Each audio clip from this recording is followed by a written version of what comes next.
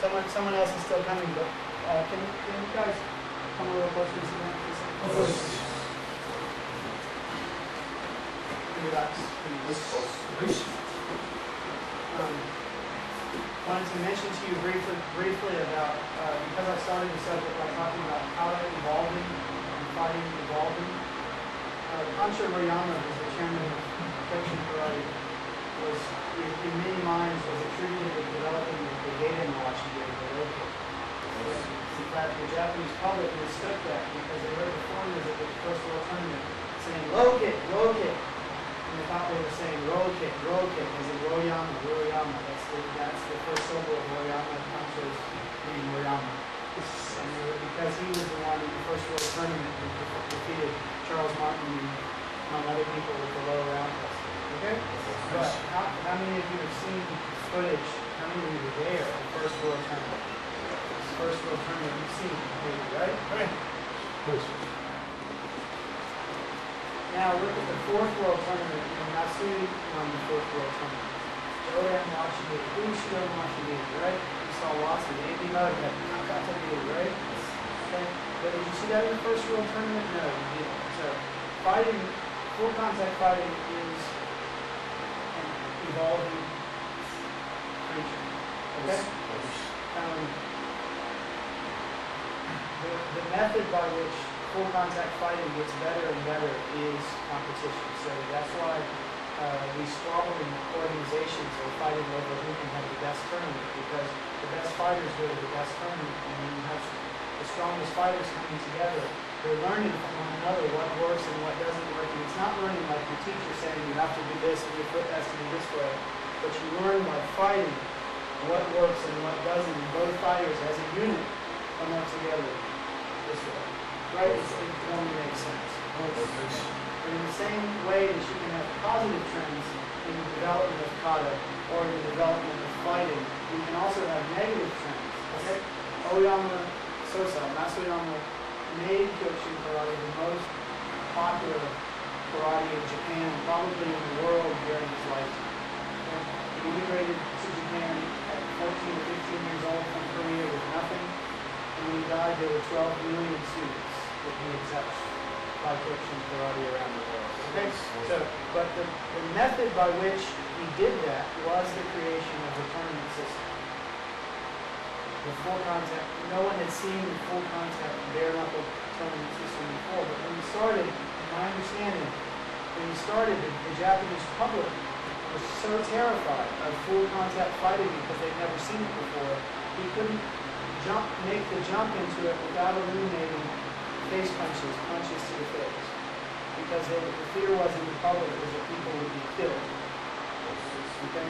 And it made sense. So what happened over the next 30 years is Kyokushin Karate became hugely popular in Japan, but the fighters that were hugely popular stopped training to protect their head from head punches.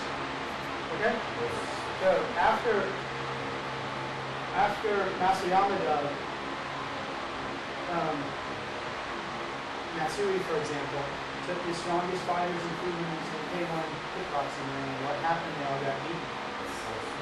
Kyokushin Karate then went in Japan 8 or 10 years, 6 or 8 years after Masuyama's death. Kyokushin Karate went from the pinnacle of what the Japanese public knew of as the strongest karate to the bottom. Okay, during the 10 years that Matsui was popular, and these various groups were breaking off of Kyokushin Karate, in the minds of the Japanese, went from the world's strongest karate to not something very strong at all. And the reason being is because if you don't believe me, you go at the time when these organizations started breaking away from Matsui, in the Japanese dojo, the Kyokushin dojo, there was, for 10 students, there was 1 woman, 1 senior citizen, and 8 children. The Japanese dojo, where were the fighters? Where were the young men and women who were there to fight for contact? At the time of Masuyama's death, after Matsui threw his fighters into the ring to fight with the K1 people, and they all got knocked out because they didn't know how to protect their head, the people who wanted to fight didn't go to Kyokushin dojo. So you had a tragic and heartbreaking situation that we're not really even aware of in this country, or in the outreaches of the organization, where Kyokushin Karate went from so popular and so powerful, and everyone in Japan, for example, knew it was the strongest karate, in a sense like it was worthless. And that's what we can thank Matsui for in his inexperience, was that he threw his fighters without training them for face punches. So, Royama Kansho, Kyokushin Seminar, and some other people, but primarily Royama Kansho and Hiroshi Ishiyama, two senior instructors under Matsuyama, who did their best to support Matsui for a decade, finally had enough of his antics and broke away and identified what do we need to do to get it back. What do we need to do to regain the image that Kyokushin Karate had when Matsuyama was alive? And they said the first thing they identified we have to do is we have to train the fighters to be able to protect themselves from face punches. It has to be done.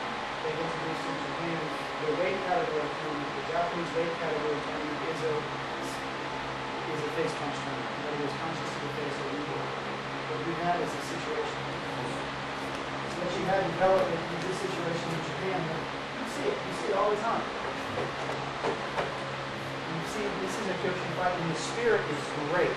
Nobody in the world can punch that hard than Kyokushin people, because we're not training to punch the body's soft parts. We're training to break the body's hard parts. No one has the power that Kyokushin developed at the time of Matsuyama was dead.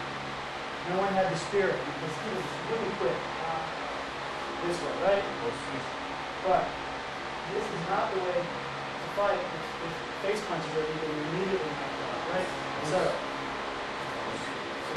Kansho Ryama and Hiroshi Ishiyama are defeating now. They're in the process of defeating, making great strides in Japan. They're defeating negative trends that occur in the development of karate as well, too.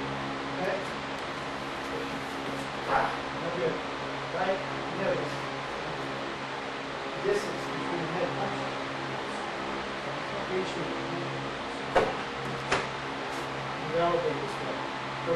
In Japan now, Kyokushin Karate is developing this way. The idea is not to make it in all the tournaments. They never, Kansho and Hiroshi Ishiyama never said we're going to make all the tournaments face punches. Don't misunderstand that one. They just say we're going to take specific tournaments, weight category tournaments for people of the same size, and start to, just for the fighters who want to try that, we're going to start to introduce face punches and Urla. This is going to be legal in a couple of years in that weight category. Urawaza, throws. Women's weighted? What's that? Women's weighted as well?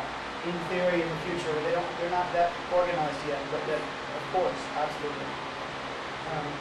But the idea being is, if we are in the midst of a huge, because of TV, Spike TV or whatever, we're in the middle of it, we're enduring a huge UFC and mixed martial arts boom right now in this industry. And it's only natural that American people are excited by that boom because those people are really fighting and they're really tough. Right? There's no question. But if you want to explain that to your students, I find what works really well, why